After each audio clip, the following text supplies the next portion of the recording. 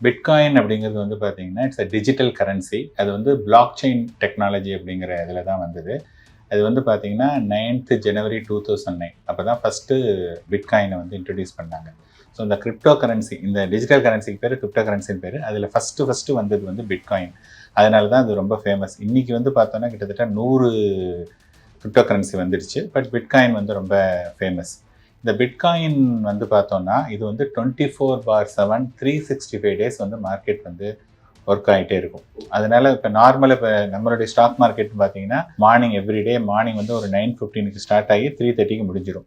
Monday to Friday, Saturday Sunday leave. அதை தவிர வந்து இம்பார்ட்டன்ட் ஹாலிடேஸ் இதெல்லாம் வந்து மார்க்கெட் ஒர்க் ஆகாது. இப்போ வந்து 365 டேஸ் அப்படின்னு சொன்னதாக இருந்தால், நம்ம தூங்கும் போதும் கூட அது வந்து வேற ஒரு கண்ட்ரியில் வந்து அவங்க முழிச்சிட்டு இருப்பாங்க. அப்படிங்கும்போது 365 டேஸ் 24/7 இது வந்து இதாக இருக்குது. இதில் வந்து என்ன சேலஞ்சுனா, இவ்வளவு ஃபுல்லாக த்ரூ அவுட் த இயர் வந்து ஒர்க் ஆகிறதுனால அதோடைய வாலட்டிலிட்டி, அந்த ஏற்ற இறக்கம் வந்து பார்த்தீங்கன்னா பயங்கரமாக இருக்கும்.